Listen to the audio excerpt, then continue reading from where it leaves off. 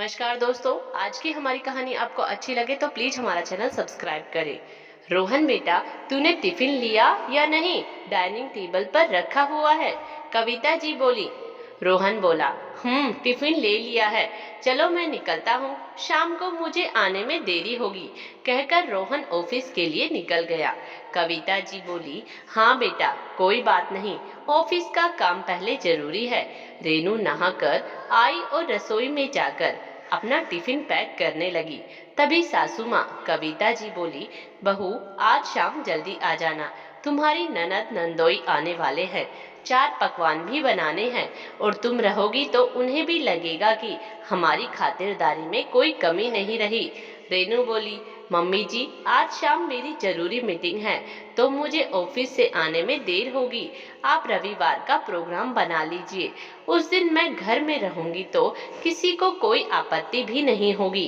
कविता जी बोली, रेनू अब आज का प्रोग्राम रद्द करके रविवार का प्रोग्राम रखे तो अच्छा लगेगा क्या?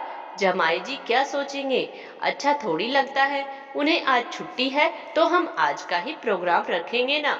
रेनू बोली, मम्मी जी मगर आज मेरी छुट्टी नहीं है, यह तो आप जानती है ना, मुझे आने में ऑफिस से देर होगी, इसीलिए कह रही हूँ। और दीदी तो सब जानती है कि मुझे ऑफिस से आए दिन छुट्टी नहीं मिलती है या जल्दी निकलने भी नहीं दिया जाता है। मैं बहुत बड़ी पोस्ट पर नहीं हूँ कि मैं जैसा चाहूँ वैसा ऑफिस में हो।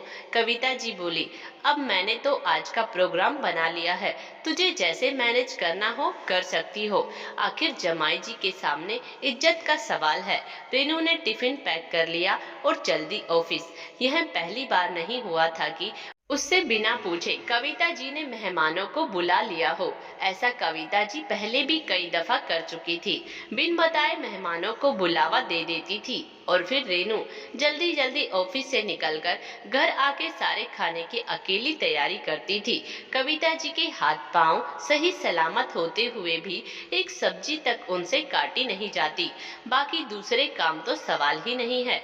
हाँ, रसोई में खाना बना हो तो बेटे को सुबह सुबह टिफिन पैक करके देती थी। बेटे पर बहुत प्यार दुलार आता था उन्हें, इकलौता बेटा था रोहन उनका।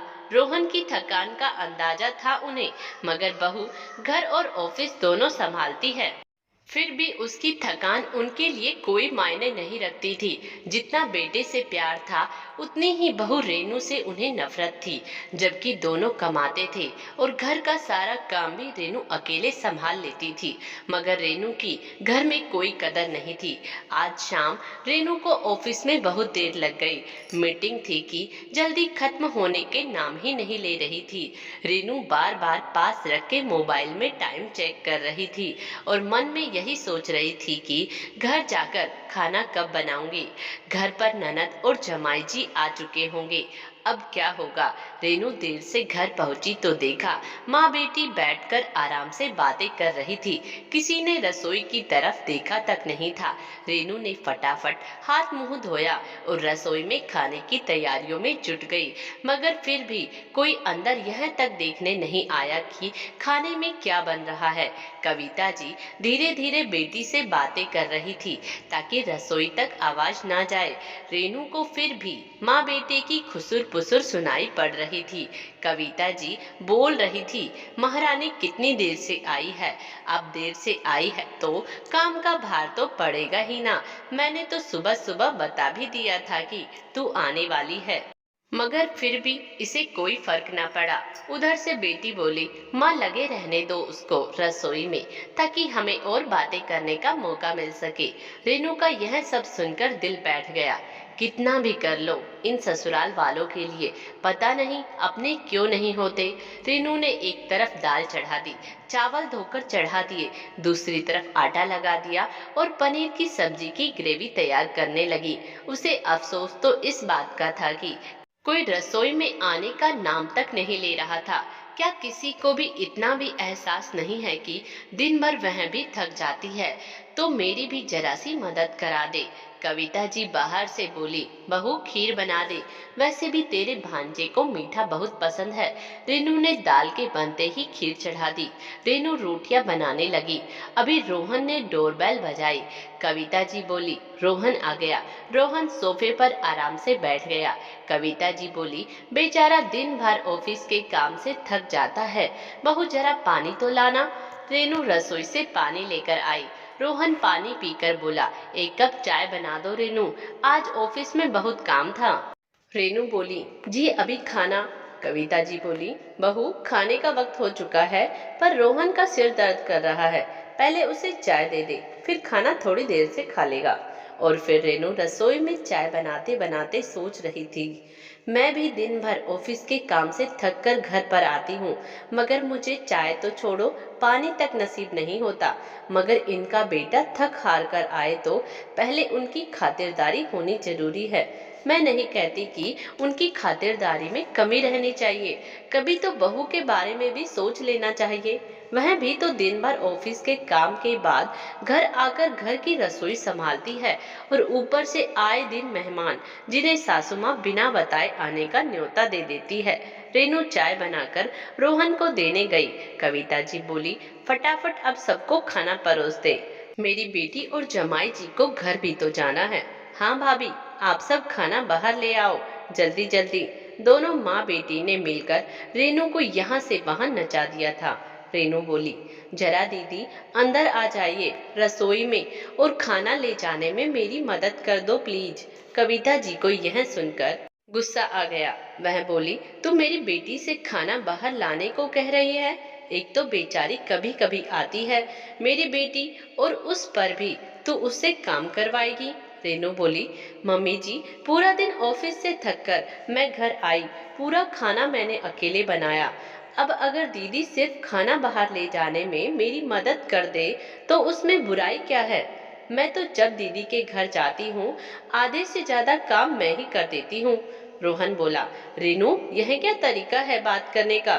रेनू बोली, आपको तो कोई तकलीफ नहीं है, आपसे तो माँ बहुत प्यार करती है, जबकि मैं भी तो ऑफिस आपके जितना ही काम करती हूँ। एक ही घर में हम दोनों में इतना भेदभाव किया जाता है, क्योंकि इस घर की मैं बहू हूँ और आप इस घर के बेटे हैं। इतने सालों से यही तो देख रही हूँ कि घर की पूरी जिम्मेदारियां निभाकर ऑफिस में दिन भर काम करके भी मेरा कोई मान सम्मान तो है ही नहीं। उल्टा माँ बेटी बैठकर मेरी बुराइयां करती हैं, जबकि इन्हें मेरे प्रति इतनी भी दया नहीं आती कि मैं दिन भर काम से थक कर आई हुई हूँ तो घर पर मेरे साथ रसोई में थोड़ी सी मदद तो करा दे। मगर नहीं, इनकी तो बातें अधूरी रह जाएंगी ना। दोनों माँ बेटी की नजर झुक गई और रोहन भी उनकी तरफ देखने लगा तो रेनू बोली, मम्मी जी आखिर यह भेदभाव कब तक हमारे घर में रहेगा? हमें बदलाव की शुरुआत करनी होगी। आपको मेरी भी उतनी ही अहमियत समझनी चाहिए जितनी कि आप अपने बेटे की समझते हैं। मैं कुछ कहती नहीं इसका मतलब यह नहीं कि मैं कुछ समझती नहीं, बस बोलकर बताना नहीं चाहती थी, मगर जो सारी हदें पार हो गई तो मुझे आज बोलना पड़ा। रोहन ने कहा, हाँ माँ, रेनू वैसे सही बोल रही है। मैं भी यह कई सालों से देख रहा हूँ। अपने घर का बेटा, अपने घर की बेटी और अपने घर का जमाई तो सभी को प्यारा होता है, मगर यह ससुराल वाले उस बहू को तो भूल ही जाते हैं जो इस घर की असली नींव है।